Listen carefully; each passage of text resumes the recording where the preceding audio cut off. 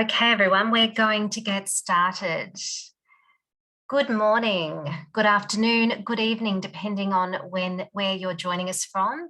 I'm very pleased to welcome you to this event, Empowered Women, Empowered Children, being hosted by World Vision in the lead up to International Women's Day next week.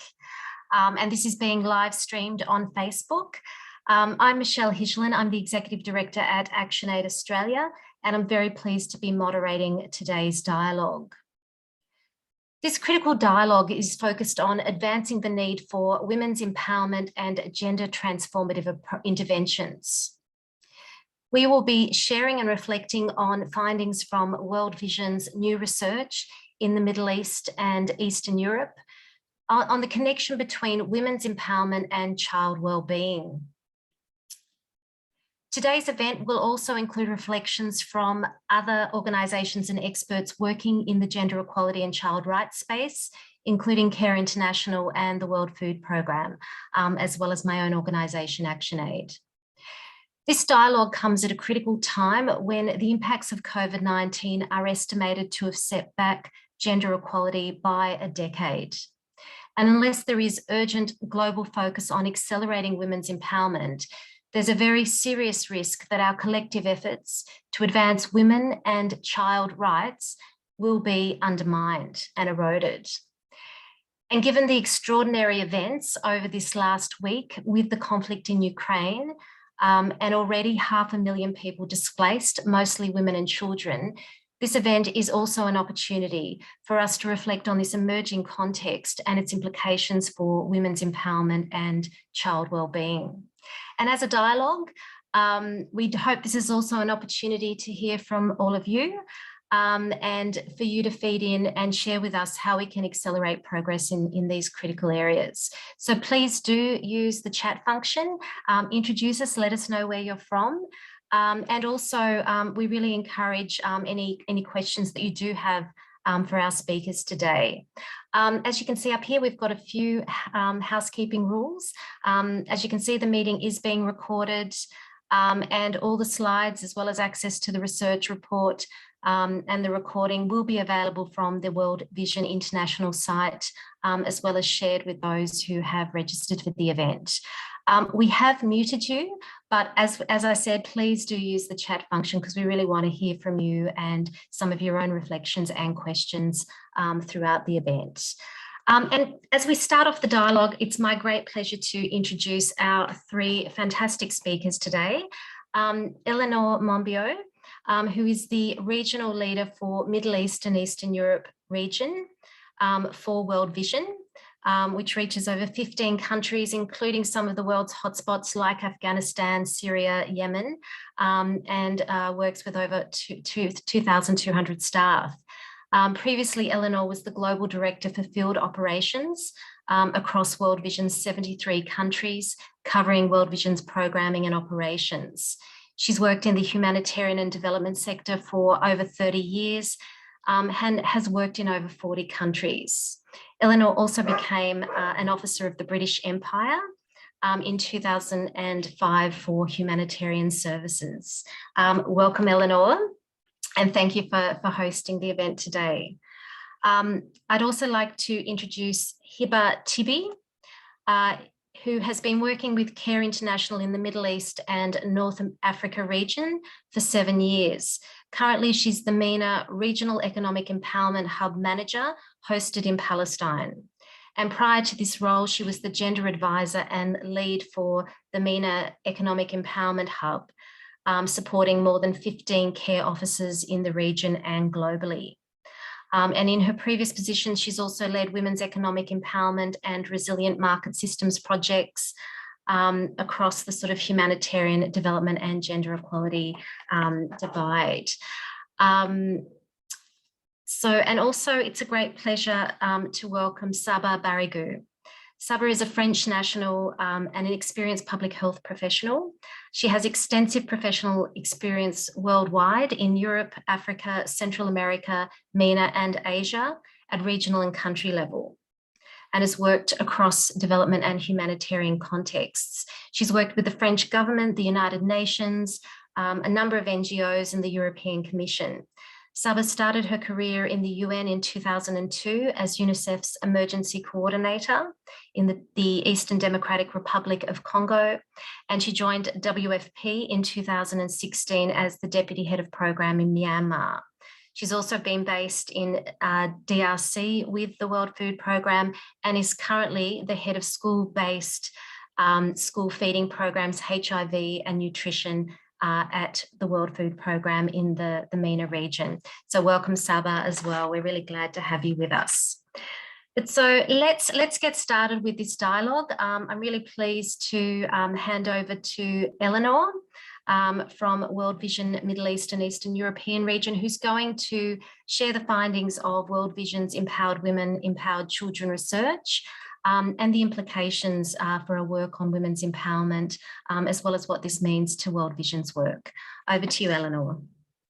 Thank you so much, Michelle, and greetings to all of you. It's fantastic to see such a wide group of people engaging in this very, very important topic. In 1792, Mary Wollstonecraft wrote The Vindication of the Rights of Women, when she was the first to argue that women are not naturally inferior to men, but it just appeared that way because they weren't allowed their education. Over 200 years later, we are still having the same argument, and we are still expecting it to take nearly a century and a half to reach gender equality. In what possible context is it acceptable that your great, great, great, great granddaughter will be the first to close the gender gap with men?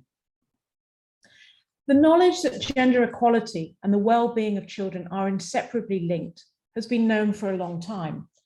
But this new research shows just how much the well-being of children is directly affected by the empowerment of their mothers. In addition to the important correlations, it also reveals the state of women across 10 countries within the Middle East and Eastern European region.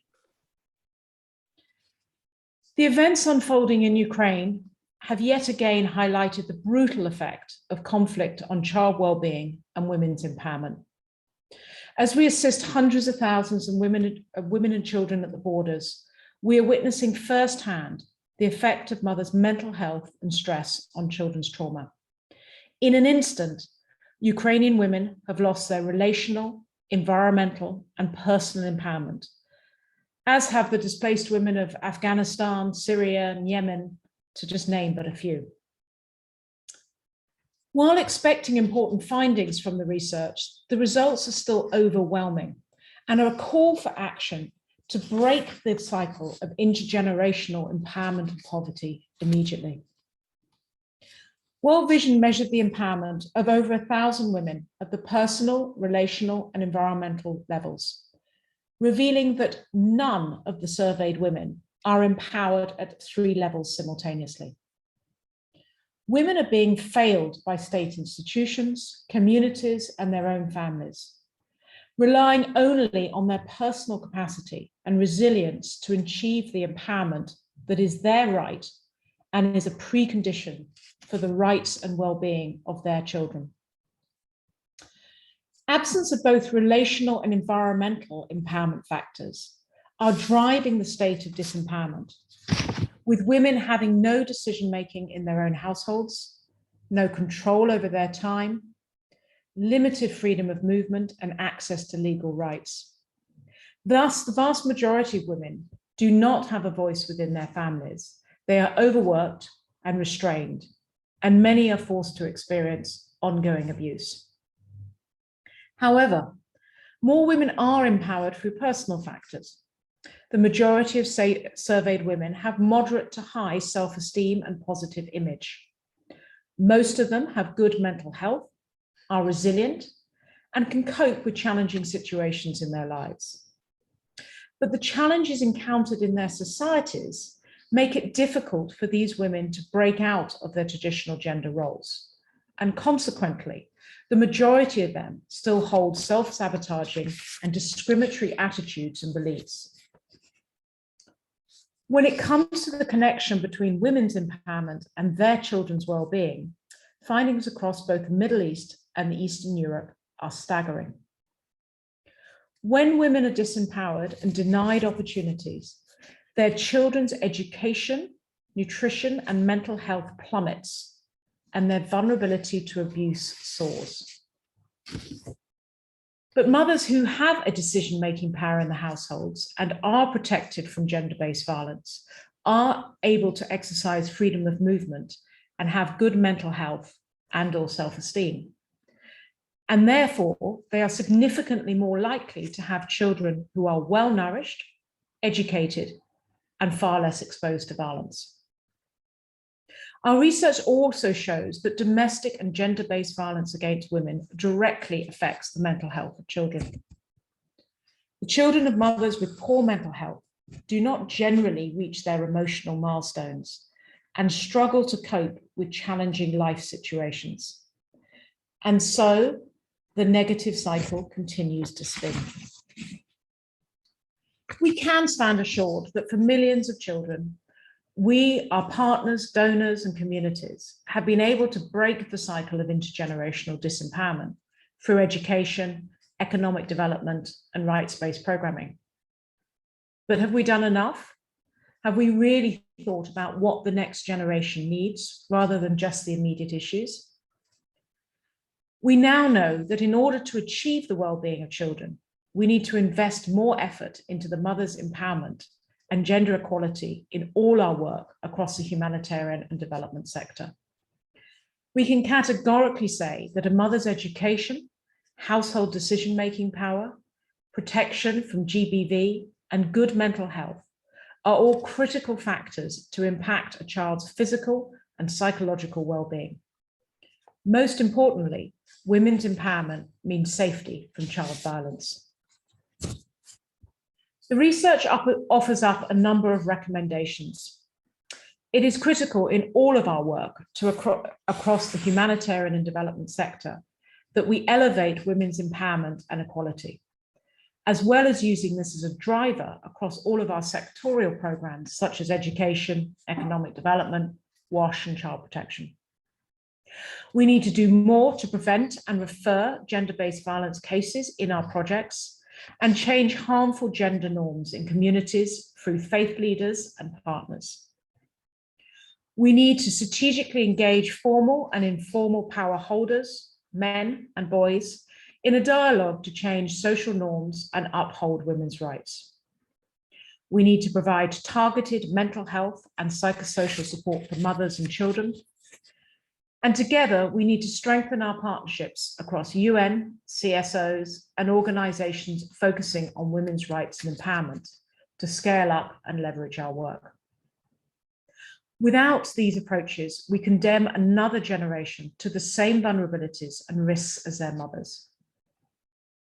Due to this research, we now know that when women lack empowerment, it is not just an injustice to them, but to their children too. The time for international community, especially researchers, programmers, and policymakers, to place women at the center of humanitarian development and peace-building initiatives is long overdue. For a world to take child well-being seriously, it is imperative that women's empowerment is taken just as seriously. So I leave you with the question of what will your contribution today be to empower women to ensure well-being and break the cycle. Thank you very much. Thank you very much, Eleanor, and really appreciate you not only sharing the findings of the Empowered Women, Empowered Children research that's been done by World Vision, but also the call to action and the need for us to accelerate action on women's empowerment and think about ways that we can work together, which is really the focus of this session today. Is that we do want to look at the really important opportunity for more strategic partnerships, particularly across those of us working on gender equality and child rights. How can we work more strategically and learn from some of the findings that have come out of this research? So a big thank you, Eleanor, and we look forward to having some more reflection with you, and including when we come back on the situation in Ukraine as well. Maybe there's some opportunities also to reflect on that. And if I can now go to Hiba, Hiba Tibi from CARE International, who is the Middle East and North Africa Regional Economic Empowerment Hub Manager. And Hiba is going to be, I guess, sharing some of CARE's reflections on the findings from the research report, as well as some of their experience in driving women's empowerment and particularly economic empowerment initiatives. So welcome, Hiba. Thank you, Michelle. Hi, everyone. I will try to make my voice as clear as possible, but this means that I need to come very close to the camera, so I will need to turn it off because the mic is situated there. But I need you to help me with one thing. When I get excited, I speak really fast. So I need someone to remind me not to speak so fast, and I stand up. So if you feel that my voice is getting away, and if I speak too fast, just let me know. Thank you, everyone, for the introduction. Thank you, Michelle, specifically, and a special thanks for World Vision for this great research. As my colleagues have referenced, I ask you all to pray or meditate for global peace in such hard time and difficult time. Very quickly in this part of the session, we are going to reflect on CARE's women economic justice work and how it is connected and aligned with what Eleanor has just presented a few minutes ago. In this part, again, what we are going to do, we will have three main sections or three main parts. In the first part, we are going to look at the theory that is underpinning CARE's work when it comes to gender equality and women economic empowerment. Then we will look at how it is translated on the ground, along with major learning on the impact on women and their families due to applying women economic empowerment projects. And in the last part, we will have recommendations for future next steps and see how we can do that individually or collectively as diverse organizations.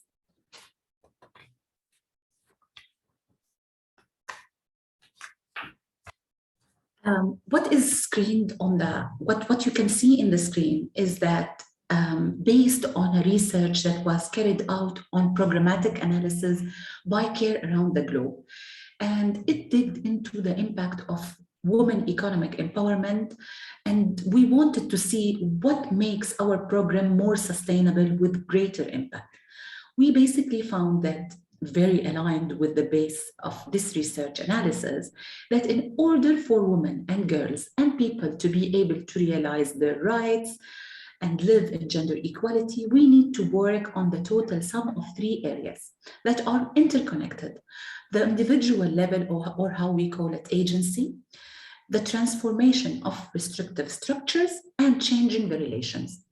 We have even developed internal tools that you can see in these boxes that would allow the different teams to assess where our programs stand in a wide range that moves from harmful to transformative. And yes, we found some of our programs at certain stage harmful on women, while we, of course, had goodwill intentions.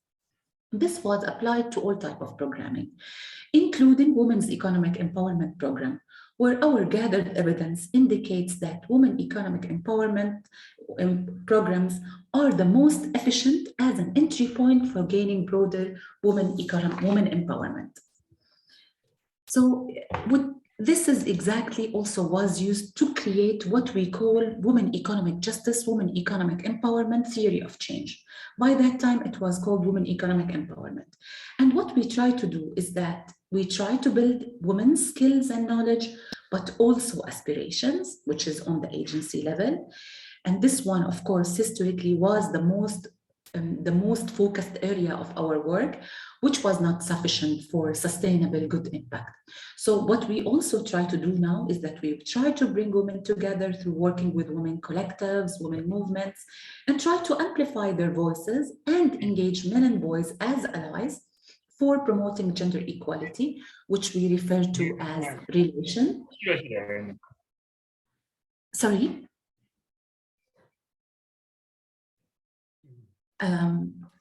Then what we also try to do is that we implement the focus of the implementation of our program on agency and relation without being disconnected of the gender just laws, gender just market policies, and even trying to change specific positive or promoting positive norms and practices. So let's take one step forward and see how these very beautiful theories look like on the ground or translated on the ground. So just like the broad analysis for women empowerment programming, CARE carried also an analysis that looked at women economic empowerment back in 2015 up until 2021.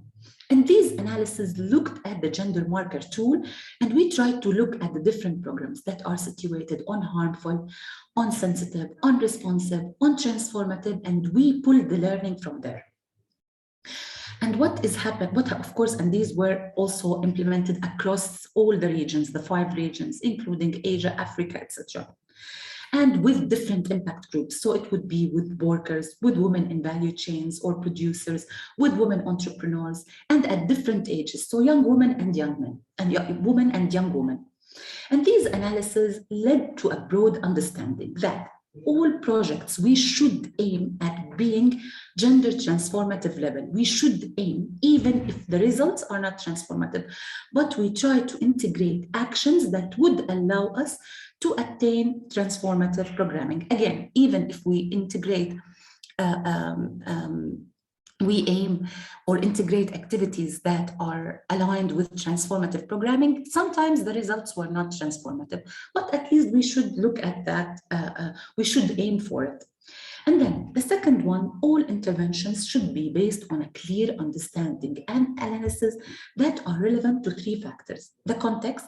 So implementing women economic empowerment in a humanitarian context would be different from development context, and even from what is called mixed or nexus areas that would be, for instance, implementing early recovery programming. This is the first factor.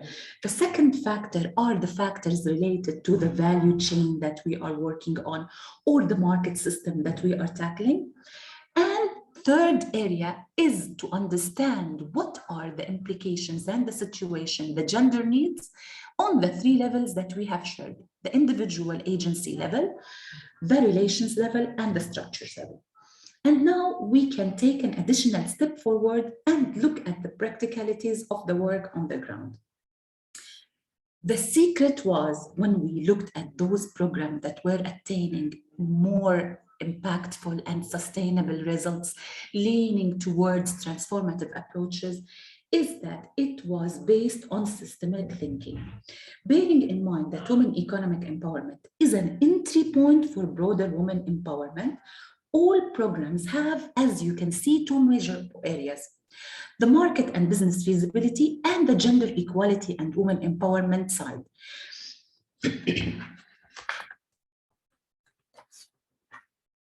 Under the market and business feasibility component, what we do is that we look at the feasibility of the business model. If they are financially viable, if they can contribute to improve livelihoods, if they facilitate women's access to opportunities, resources, and jobs. And on the gender equality component, we would look at how we can build women and men's aspiration and skills. And here I highlight men, as engaging them here is to change relations and transform structures and enabling environment in a way that promotes gender equality at household, community, and market levels.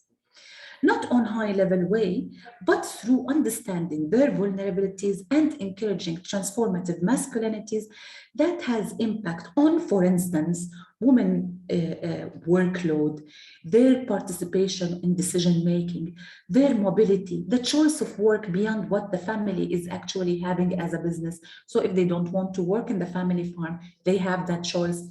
Women being participating in events with collective voices and representation on community level, and of course, digging into the impact on the family livelihood, including children. And here, as you can see, the hand holds the scale from the center, but trying to adjust according to the context to ensure sustainable women's economic empowerment. And you would see sometimes it would be leaning towards market business, sometimes toward gender equality, but the core impact for us is to bear in mind gender equality and women empowerment as the motivator of any implementation. If we neglect one part over the other, then we might risk that the program is not sensitive and even not neutral, but harmful. So how these programs can be harmful? If we focus a lot on business modeling, we might increase the workload on women if we don't make sure that we address the balance at the household level. In summary, like in this slide, we are going to look at the summary of the learning. Women's Economic Empowerment Program can actually, based on our evidence gathered, can lead to broader women empowerment at household, community, specifically in terms of leadership and at the market level. And they are directly connected to enhancing family and children's livelihood, nutrition, and education. However, the poor design might be harmful to women at various levels, just like being possibly positive for them. So favoring business modeling over gender equality might increase workload, as just a few seconds I've mentioned, or can cause backlash at conservative communities, and maybe increase domestic violence due to change in power relations at the household level. Favoring gender equality and neglecting the feasibility of the models, for instance, might enforce negative perceptions on women's ability to play economic roles. So if we invest, for instance, in catering programming in a community that is oversaturated with similar businesses, then women-led businesses will not be successful. Lack of the preparation with private sector also might increase abuse at workplace, or maybe even if we are connecting women with traders, this might cause monopoly. And in figures, if you want, we can have a very fly over the slide. This was done in conflict-affected setting in Palestine. This data was gathered from a program there, and we did comparative analysis between women economic empowerment projects that focused on one of the two sides and the other projects that adopted comprehensive systemic approach. If you can please click so that we can see exactly. So you can see these figures, it would vary between those that adopted comprehensive approach and those that focused on a comprehensive systemic balance between gender equality and economic empowerment. We cannot go due to time limits, but I'm sure you will have access to this slide later on after the meeting. We want to focus on two things that are relevant to our definitely, Kate. So to look at two of these results, one of them is related to the fact that 85% of surveyed women that they used extra money for kids' education, house renovation, which is completely aligned with the results. If we can jump to the next slide and even do the next slide where we can do, this is aligned with the, if you can click also. Another click, please, where we can highlight the boxes. This is the slide that was presented by Eleanor a few minutes ago.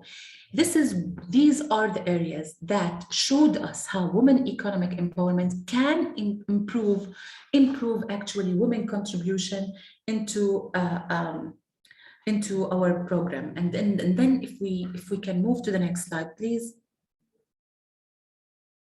Two recommendations basically on the program design level and on capturing transformative level.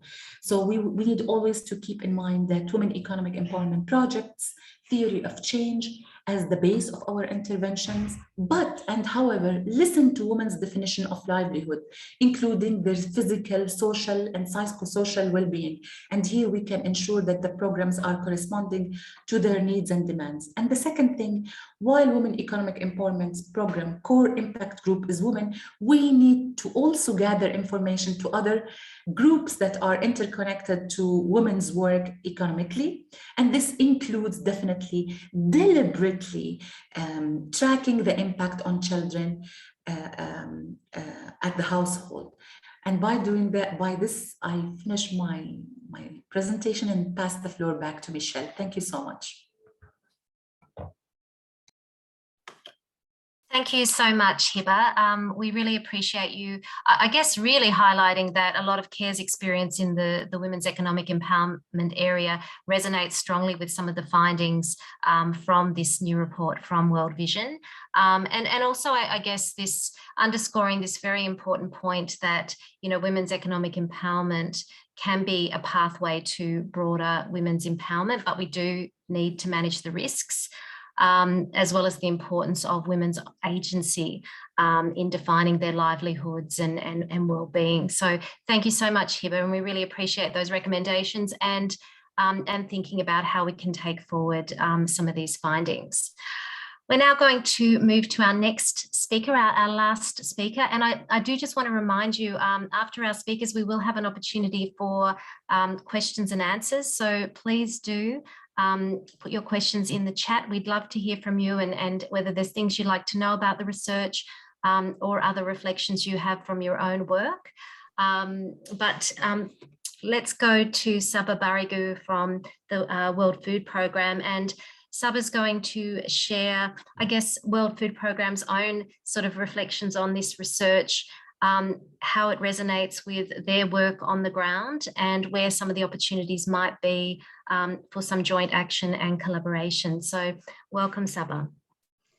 Thank you, Michelle. Thank you, Eleanor and Hiba. I think that Hiba really and Eleanor mentioned about the evidence and the recommendations.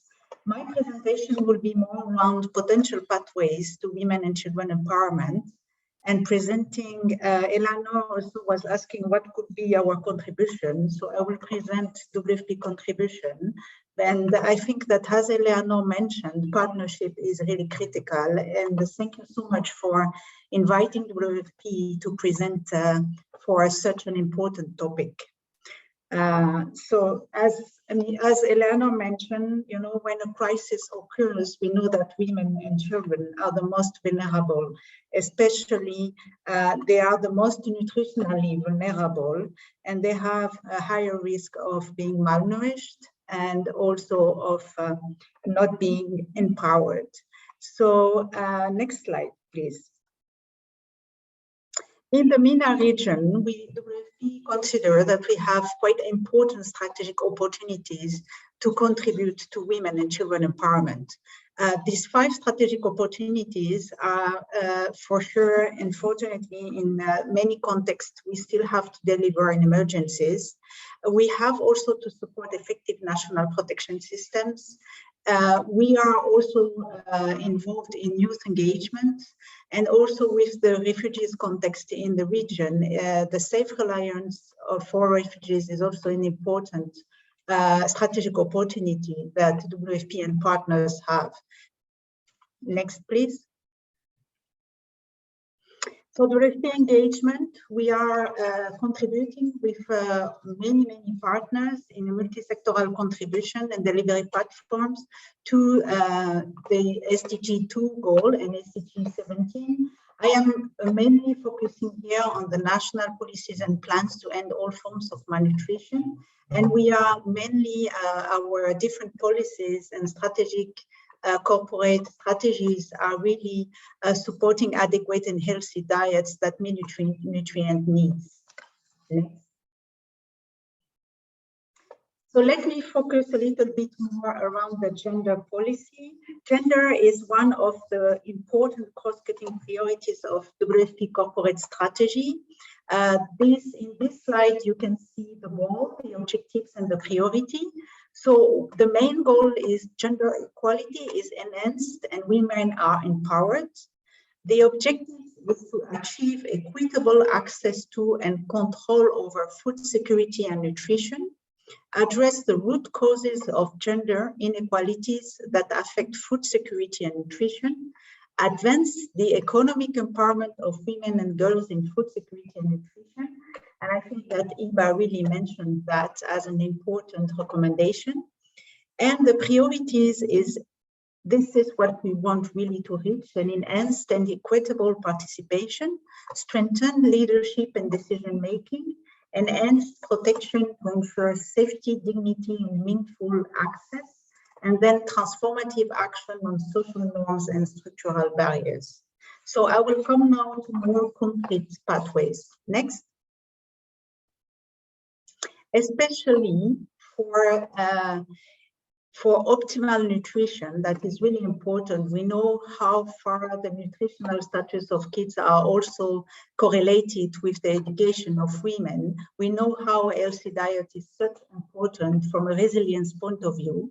So we recommend also a systems approach, and this is the way WFP is implementing and is supporting policies across the different systems that you can see: the food system, the social protection system, the education system, and the health system.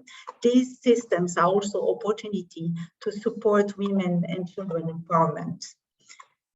Next. So one of the concrete examples I can maybe mention when it comes to the pathway of the food systems, and the outcome would be to support sustainable, equitable, safe, and healthy diets that are produced. Targeting, for example, the women-headed household is one of the pathways that the WFP is really using to support on the food systems. Also, another example that I can mention is, for example, in Syria, WFP with partners, UN agencies, and different NGOs are providing cash-based transfer to pregnant and lactating women for them to have a choice to procure, to increase their purchase power, and to have choice to purchase more nutritious foods also, and to have choice to decide how to use this cash. This is also an empowerment.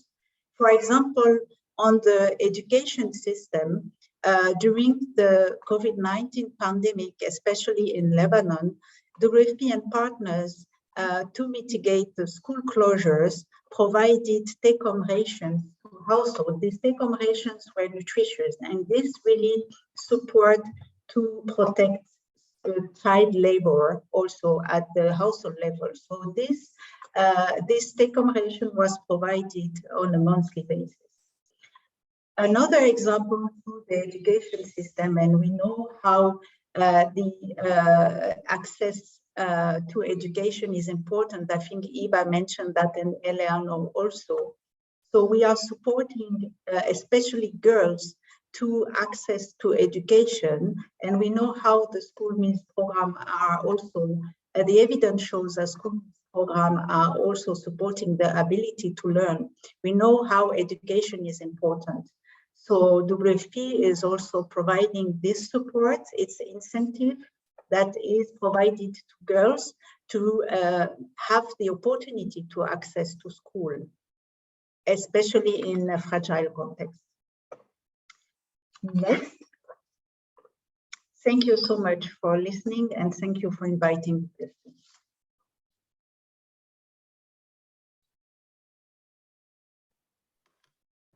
Thank you so much, Saba. We really appreciate those reflections, and it's very useful to hear about the systems approach taken by WFP, as well as some of those pathways for particular groups of women and girls. So for example, you know, female-headed households, girls in schools, and also, I think your presentation is also really underscoring that importance of tackling the root causes, and this being a sort of a really important aspect in taking forward this agenda. So thank you very much.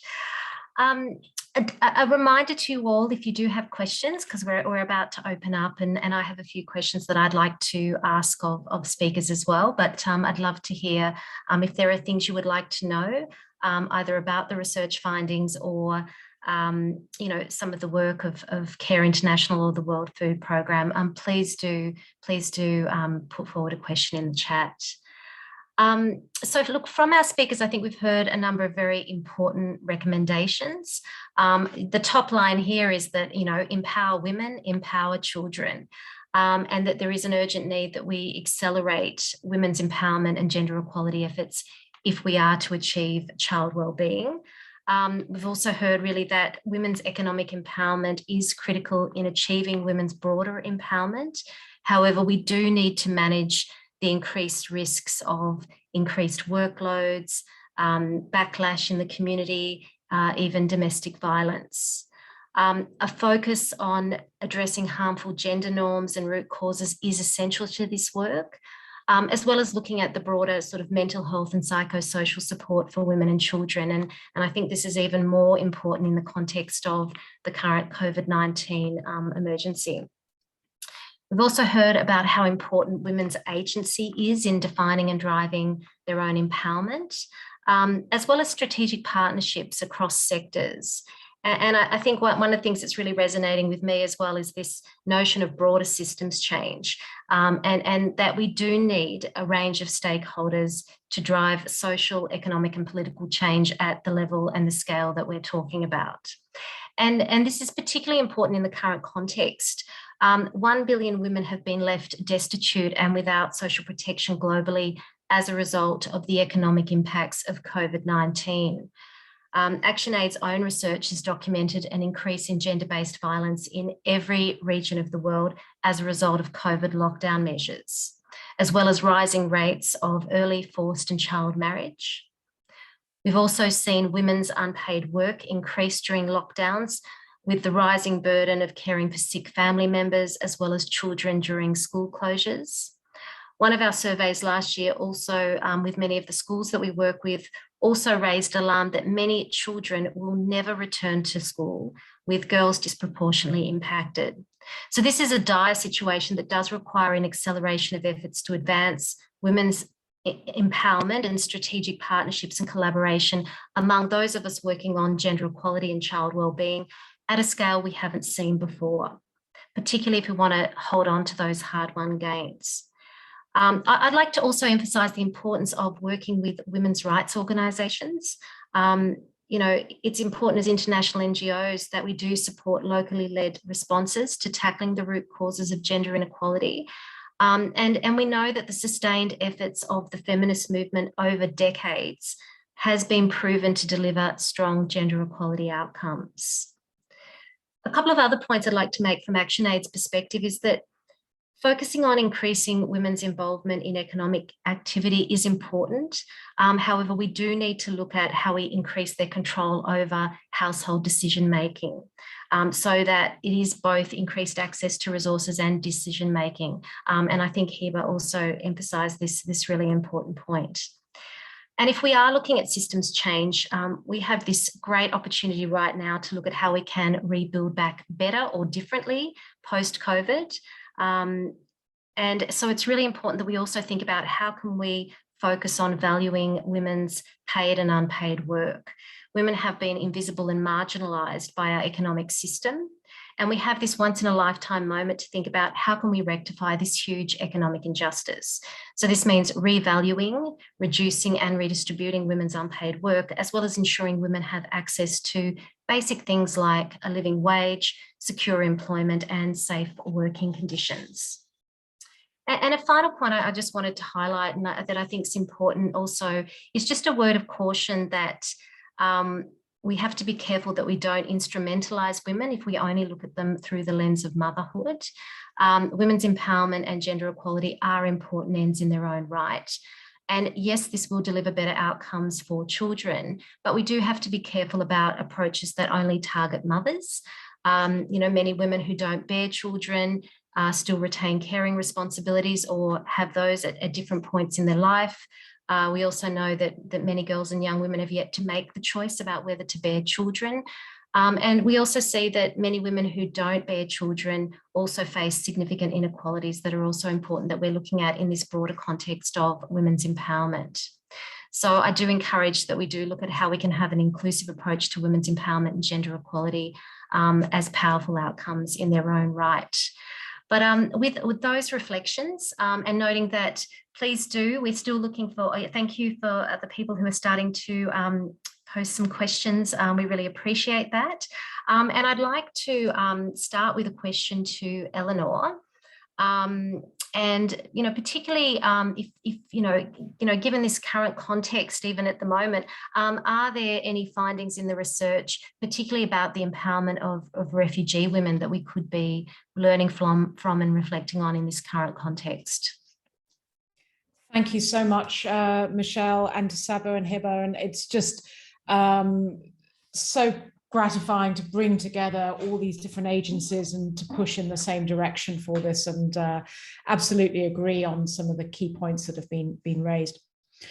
So I think one of the things that really struck me about the research is we did it across 10 different countries, which had hugely different contexts, different cultural contexts, different religious contexts, different levels of displacement. And yet the findings were pretty well identical.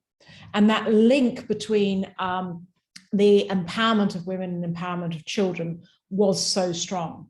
Now, given those findings, there were then huge overlays that made those the disempowerment even bigger. And one of those was displacement.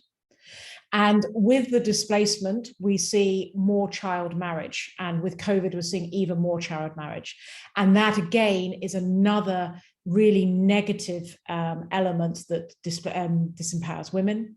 And another element was living with your in-laws. And again, for displaced women, it's much more common for child marriage. It's much more common for multiple families to live together. And it's much more common that those women are not able to leave the house or their displacement camps to do their own employment. So they're hit from every single side. And so I agree that when we're looking at displacement, whether it's sort of the immediate displacement that's happening in Ukraine, or whether we're looking at, sadly, intergenerational displacement that we've seen in many areas of the Middle East, we really need to think about how are we providing women with their own space to be empowered, their own space to talk to each other, to learn from each other, to access things such as economic empowerment, as our fellow speakers have talked about, and the social empowerment. I think one of the other challenges is that we as World Vision do a lot of focus on children's mental health and psychosocial, which is important. But I don't think we focus enough on women's mental health and psychosocial. And I think we need to do a much better balance of that. And I really want to affirm what you say, Michelle, is it's not just about mothers. It's about all women that have an influence on children, whether they're direct families, aunts, godmothers, grandmothers, whether they are just neighbors, relationships. Every single one of us has an intended or unintended impact on the way that children see each other and feel empowered. And we really need to look at that as collective. So an immediate response is really making sure we are focusing our programming on displaced women's mental health and psychosocial support, and providing them safe spaces to interact with each other and build their own empowerment. Thank you, Michelle. Thanks so much, Eleanor. And I think that they're very, very timely recommendations, particularly as we look at this current context in Ukraine that's obviously spilling out into Europe. So thank you for that. And it's great for us to be thinking about, you know, how do we move this research and its findings into actual tangible actions and support to communities. I might now go back to Hiba.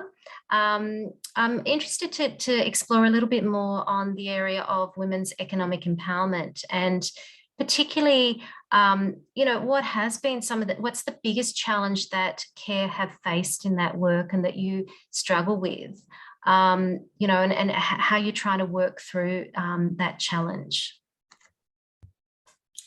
Thank you, Michelle. Maybe I can tweak the answer specifically to match the refugees-related question.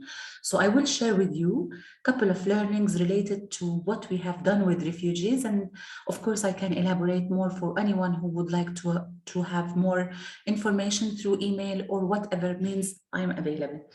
So with refugees, and just like other women living in crisis, what we always know that there, of course, like multi-layered challenges. So if women are already constrained to access economic opportunities in more stable contexts, then time that by 3 or 4 when it comes to being a refugee in a country.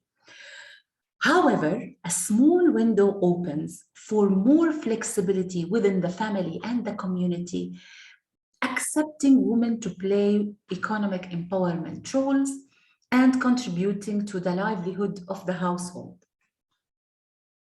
What we learned in a hard way after years and years of implementing humanitarian program, in those specific moments, we were more focusing on addressing women and kids and families' immediate needs. However, applying Nexus approaches allowed us to really address the immediate needs, but also to invest in potentials that can help women and their families with an eye on the future, either through integrating durable solutions or investing in skills that would be still relevant when they go and return back to their houses or homeland. So this is the major, and finding the balance there was a tricky moment. So we started to implement more of early recovery development programming with women refugees while we are addressing their immediate needs. Now, I will give you 2 examples on additional learnings when it comes to understanding the system and the different actors. In one of the country offices at CARE in MENA, there was huge investment in hairdressing and beauty salons in one of the refugees camps. They invested in creating 20 beauty salons or units at the refugee camp. But you can imagine that, first of all, within a refugee camp, how many beauty salons are required? It was a huge number. The market was oversaturated, and then most of the women who were trained and provided with inputs actually failed in the sustaining of their businesses. The fault was not women's fault, it was our fault, not to having a good understanding of the system, and where we did not think of feasibility within the refugee camp. Another area of learning is that we worked on digging more with Syrian refugees in Turkey.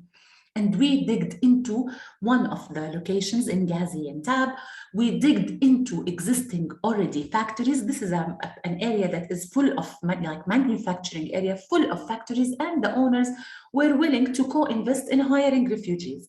So the team worked a lot on building exactly the required skills that the owners of these factories said, we need refugees, women and men, to have this and this and this specific skills. Yet, when the women and men were hired, they got short-term contracts, although they excelled in the technicality of the job. When we digged afterwards, it was a huge investment, honestly. When we digged to find the reason behind that, we found one thing that we did not look at. The barrier towards building the trust with the peers and the factory's owner was the language. So simply we did trainings that connected language with the technical skills, and definitely with women, trainings that would be around agency, sexual harassment at workplace, all of the other areas that we would look at when it comes to women empowerment and gender equality, coupled with the interventions that are related to economic empowerment. So finding the balance is a challenge between all of these factors. Is a challenge, but the key is actually having a good understanding and data against which we can design our programming. Over to you, Michelle. Thanks so much, Hiba, and it's great to hear those sort of very practical reflections from your experience on the ground and what that looks like. And I note that we did have questions from Verita and Isabel. Hopefully we've responded to those adequately. In just turning to Saba now, I do see one of the questions there is, how can we apply a systems approach in looking at, the sort of growing migration and refugee situation. So if you do have some reflections on that, it would be great. I think we're also keen to know a little bit more about how school-based health and nutrition programs can be sort of, can prioritize women's empowerment. What are the sort of the entry points for some of that work? Yeah, thank you so much. I think that to answer first on the question on the migration, the refugees and the IDP situation in the region, I think it's a critical question, especially because we know that in many countries, these refugees are not ready to go back to their countries because of the situation. And so they are they are staying in their host countries for many, many years. So the self-reliance of these refugees is really important. So how we can support these refugees, self-reliance, keeping in mind the women and children empowerment. And this is really important. And I think that the systems approach is still there, is how they can be integrated. For example, if I see the education system, how these refugees that are, can access to the schools in a specific location in the host countries, and how they can be supported, how these girls can be supported to access these schools. I think that the systems approach is still relevant, especially in this situation. To answer to your second question, I think that evidence building is key, is critical, and I think that thanks to this current study, we have quite a lot of evidence and recommendation, and these evidence are really important to be able to inform policies, strategies at the level of the government, national policies and strategies. One of them could be also the opportunity that we have, especially in the MENA region, with the reform of the social protection system. How can we ensure that women and children are, we have to have an inclusive approach, an inclusive advocacy to make sure that women and children are part of the beneficiaries of these social protection, social assistance systems. This is one of the important element. Once we manage to advocate for this inclusivity, then and to support and influence the policies, the national policies, the other important element is really to understand the dynamics at the very specific context level, at the household level. And I think that the WFP is also supporting understanding across the systems, what are the barriers for these women and children to be empowered? What are the barriers? If you keep the nutrition lens anyway, you are obliged to be somehow to support women and children empowerment, because we know that women and children are the most vulnerable when it comes to nutrition, to healthy diet access. So what the WFP is also supporting is including men. I think that Eleanor mentioned that we should not focus only on women themselves. Their environment, beyond even the household, are very important to really understand, to support addressing the bottlenecks and the barriers for these women to be empowered. I think this is really important, and the WFP is also supporting different gender analysis in the region. So yeah, these are examples. They are not all the examples, but these are some examples that could be really important. Thanks very much, Saba. And I mean, definitely the women's empowerment agenda is huge. And it's made even more significant in this current context where there are so many competing priorities, so many issues, and as I mentioned, so many ways we're going backwards. I can see we are about to sort of start to wind up this session. And I do, one thing that I think I really would like from the panelists, but I'd also like to throw to our audience to share in the chat, if I guess a call to action. I mean, this event isn't about just publishing research and having a conversation, but it's also about what will we do from here. So if you do have thoughts and commitments that you'd like to make, please put them in the chat.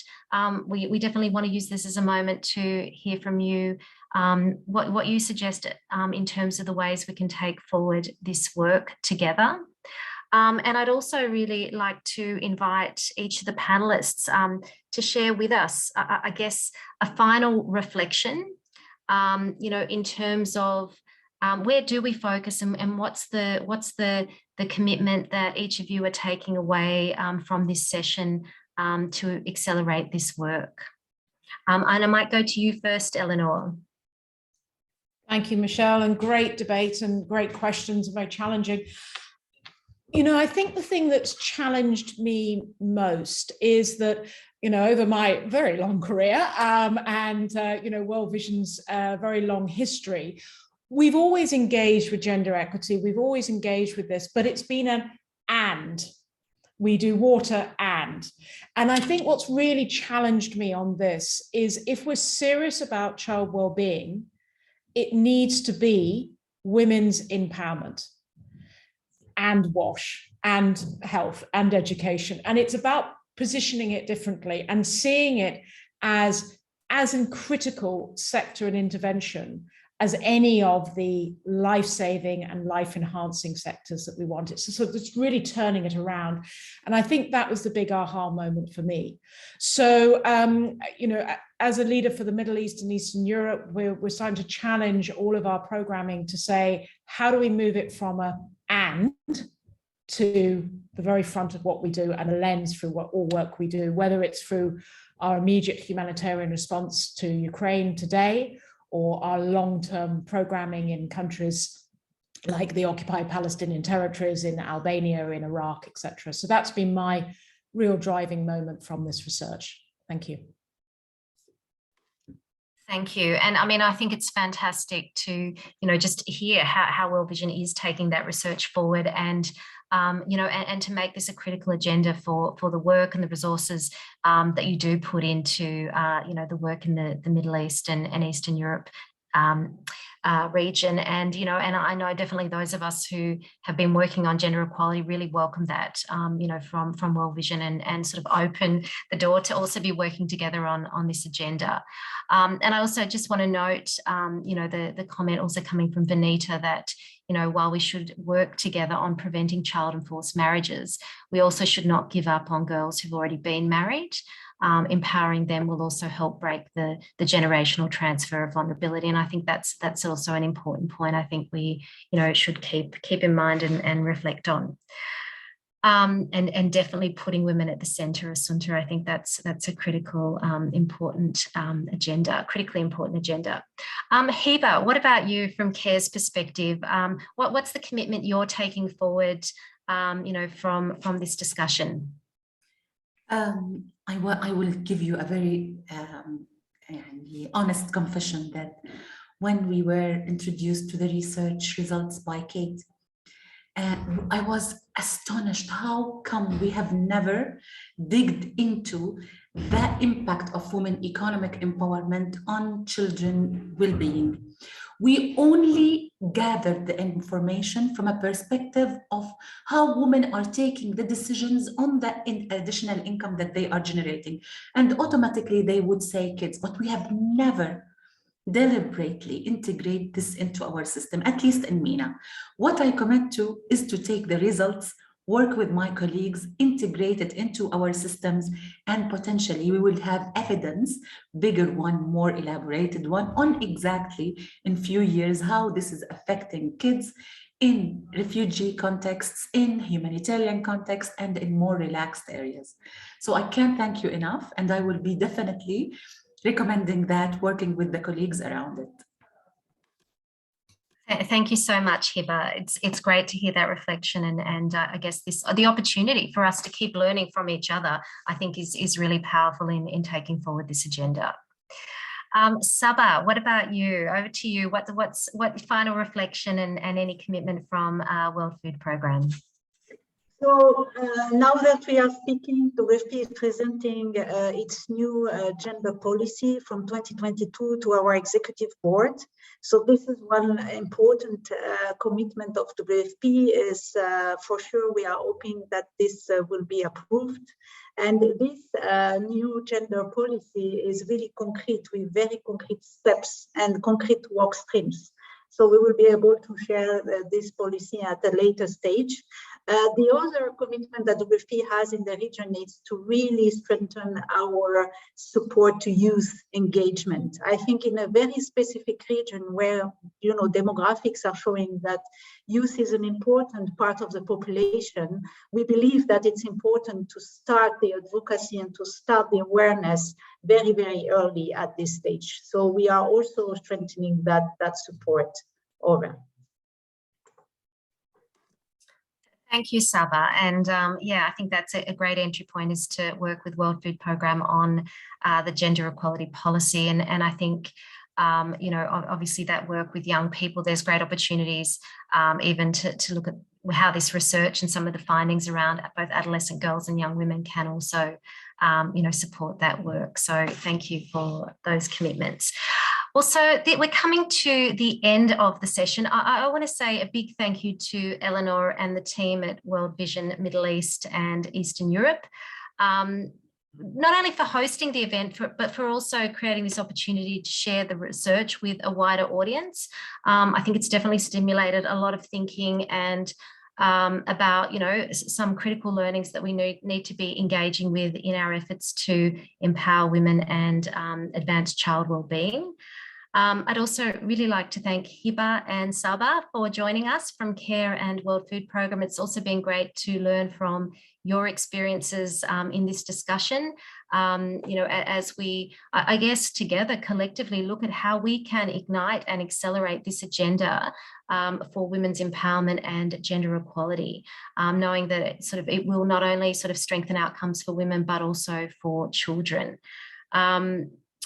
You know, and so a big thank you to both of you. So as we've all heard today, it is critical that we put women at the centre of our development and humanitarian efforts, and this will drive better outcomes for children and women. And towards this end, you know, it is critical that we look at how we can partner across sectors.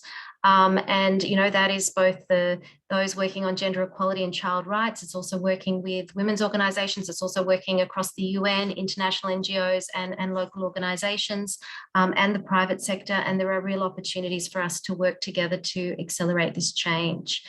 And, you know, I think today's event has really been a call to action to that. You know, and that this is a systems change agenda. It does require us to tackle some of the root causes of gender inequality and the harmful gender norms that continue to lead to injustice for women and girls. And that's going to require all of us. It's going to require partners from across sectors. It's going to require, you know, mobilising resources at greater scale to really support this agenda. So, and, you know, and I think, as has been highlighted in this discussion, we have a great opportunity right at this moment as we think about responses to the situation in Ukraine, to think about how we can start progress towards some of this work. So yeah, I think we've got work to do. But thank you everyone for joining us. I hope you've enjoyed the discussion as much as I have, and really appreciate all of the insights. And please do remember you can access the 3 research reports. So the summary report, there's also one on transitional economies and fragile states.